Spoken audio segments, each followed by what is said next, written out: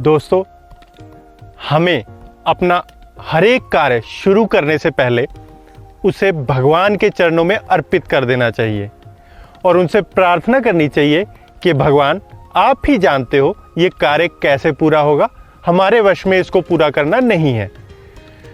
तो वो कार्य निर्विघ्न अपने समय पर पूरा जरूर होगा। जय श्री राधे। नमस्कार दोस्तों, स्वागत है आपका हमारे YouTube channel affair with God में। मेरा नाम है शोभित शर्मा। हर रोज सुबह कंठी माला लेकर बैठ जाते हो और कोई काम नहीं है क्या? 2 पैसे का इंतजाम करो, लड़की के लिए लड़का देखने नहीं जाना है क्या? हर रोज की तरह निर्मला ने सुबह सुबह यह बड़बड़ाना शुरू कर दिया। अरे भाग्यवान, ईश्वर पर विश्वास रखो, वो हर एक कार्य समय पर करते हैं। चौबे जी ने अपना गमछा संभालते हुए यह कहा। निर्मला बोली, हाँ, भगवान को तो और कोई काम ही नहीं है ना, वो घर बैठे ही तुम्हारी बेटी के लिए लड़का भेज देंगे, तुम्हें तो कहीं जाना ही नहीं पड़ेगा। अरे भाग्यवान, क्यों सारा दिन चिक चिक करती रहती हो? वैसे तो चौबे जी कभी गुस्सा नहीं करते, वो तो बीमारी की वजह से उन्होंने नौकरी छोड़ दी और अब बस गोपाल जी की सेवा करते हैं और सारा दिन बस उन्हीं के बारे में सोचते हैं। निर्मला बोली, जयपुर वाली मौसी बता रही है कि उसकी रिश्तेदारी में एक लड़का है, पर देखने तो तब जाओगे जब जेब में 2-4 हजार होंगे। जो 10-20 बचते हैं वो तो तुम दोस्तों को उधार दे देते हो। आज तक किसी दोस्त ने पैसे लौटाए हैं क्या? चौबे जी बोले, आज तक किसी चीज की कमी हुई है क्या? आगे भी नहीं होगी, ईश्वर की कृपा से। निर्मला बोली, भजन ही करना था तो शादी क्यों की? तुम्हारी लड़की की शादी क्या वो खुद करके जाएंगे?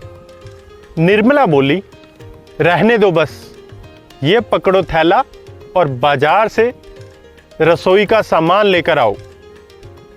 और हां, जिस लड़के की मैंने बात की है उसके बारे में जरूर सोचना, परसों उसे देखने जाना है। और इतने थोड़े पैसों के लिए हम एफडी तो तुड़वाएंगे भी नहीं। तो जिन दोस्तों को उधार दिया है उनसे जाके पैसे मांगो। चौबे जी जैसे ही थैला लेकर घर से निकले, मन में विचार आया कि पहले दोस्त से पैसे की बात कर ली जाए, उसकी दुकान तो नजदीक में ही है। चौबे जी के दोस्त मोहनलाल ने जैसे ही चौबे जी को देखा और झट से उन्हें गले लगा लिया और पूछा, कैसे हो दोस्त? तो चौबे जी ने कहा, कुछ नहीं, कुछ समस्या आन पड़ी है, पैसे की थोड़ी जरूरत है। अपने ही पैसे चौबे जी अपने दोस्त से ऐसे मांग रहे हैं जैसे वो उधार मांग रहे हों। मोहनलाल ने कहा, अच्छा देखता हूं। मालिक तो बीमार पड़े हैं, 4 दिन पहले ही उनको दिल का दौरा पड़ा है। 2-4 दिन में आएंगे तो उनसे लेकर दे दूंगा। मोहनलाल ने पूछा, और बताओ कैसी है हमारी बेटी लाली? सर्वगुण संपन्न है हमारी बेटी। कैबिन से बाहर निकलते ही चौबे जी की नजर एक टक गोपाल जी की एक मूर्ति के ऊपर टिक गई और बिना पलक झपकाए एक टक चौबे जी उस मूर्ति को देख रहे थे। इतनी सुंदर मूर्ति कि जैसे अभी बात करने लग जाएगी। तभी मोहनलाल ने ध्यान भंग करते हुए बोला, मालिक ने ऑर्डर पर बनवाई है, बाहर से बनकर आई है और ऐसी 2 मूर्तियां बनवाई हैं। रास्ते भर वो मूर्ति की छवि चौबे जी की आंखों से ओझल नहीं हुई। सारे रास्ते उस मूर्ति के बारे में सोचते रहे कि अगर ये मूर्ति मेरे पास होती तो मैं इसे हमेशा अपनी नजरों के सामने रखता, गोपाल जी की सेवा करता, उन्हें भोग लगाता। गोपाल जी के ख्यालों में खोए खोए कब चौबे जी अपने घर पहुंच गए उन्हें पता ही नहीं चला। अरे, घर के सामने इतनी भीड़ क्यों? ये गाड़ी किसकी खड़ी है? गाड़ी तो बहुत महंगी लग रही है। यह सोचते हुए जैसे ही चौबे जी अपने दरवाजे के अंदर जाने लगे तो मुस्कुराते हुए निर्मला आई और चौबे जी के हाथ से थैला छीन लिया और अंदर चली गई। चौबे जी ने बड़ी हैरानी से पूछा कि कौन आया है, और अंदर एक सूट बूट में बहुत अमीर आदमी बैठा है, जो कि चौबे जी को देखते ही हाथ जोड़कर खड़ा हो गया और उसने चौबे जी से कहा, राधे राधे। और चौबे जी ने भी उनको कहा, राधे राधे। लेकिन चौबे जी ने कहा कि माफ करिए, मैंने आपको पहचाना नहीं। तब उन्होंने कहा, आप कैसे पहचानेंगे चौबे जी, हम पहली बार जो मिल रहे हैं। मैं तो आपसे कुछ मांगने आया हूं। उनकी बात सुनकर चौबे जी बहुत हैरान हुए कि इतना बड़ा आदमी मेरे से क्या मांगने आया है। तब उन सेठ जी ने कहा कि आज से 4 दिन पहले मेरे साथ एक दुर्घटना घटी। मुझे रास्ते में दिल का दौरा पड़ा।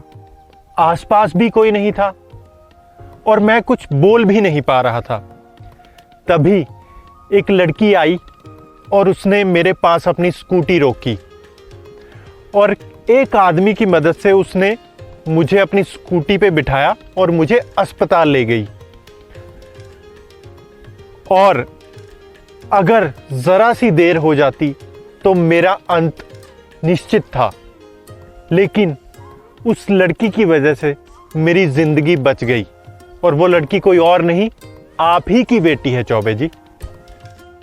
और तब उन सेठ जी ने बड़ी विनम्रता के साथ चौबे जी से हाथ जोड़ते हुए प्रार्थना की कि मैं अपने बेटे के लिए आपकी बेटी का हाथ मांगता हूं।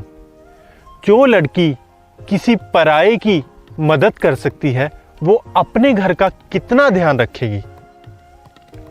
सेठ जी की ये बात सुनते ही चौबे जी बिल्कुल जड़ हो गए और मन ही मन सोच रहे हैं कि हे ईश्वर, क्या आप सच में चाहते हो कि मैं किसी के दरवाजे पर ना जाऊं? अभी मन में ये सोच ही रहे थे कि सेठ जी ने अपने पास पड़े बैग में से एक बक्सा निकाला और चौबे जी को पकड़ाया और बोले कि ये शगुन है, मना मत करिएगा। चौबे जी ने वो बॉक्स खोला और जैसे ही उस बॉक्स का कवर हटा तो उसमें वही गोपाल जी की मूर्ति थी जो चौबे जी अभी कुछ देर पहले ही शोरूम में देखकर आए हैं, और जिस मूर्ति की स्मृतियां उनके मन से ओझल नहीं हो रही थी, जिसे देखकर वो ये सोच रहे थे कि काश ये मूर्ति मेरे मंदिर में होती तो मैं भगवान को अपने हाथों से भोग लगाता और इनकी खूब सेवा करता। तो दोस्तों, चौबे जी की इस छोटी सी कथा से हमें ये शिक्षा मिलती है कि जितना ध्यान हमें भगवान का है, उससे कहीं ज़्यादा ध्यान भगवान को हमारा है। तो दोस्तों, जल्दी ही मिलेंगे आपसे एक और नई कहानी के साथ। जय श्री राधे।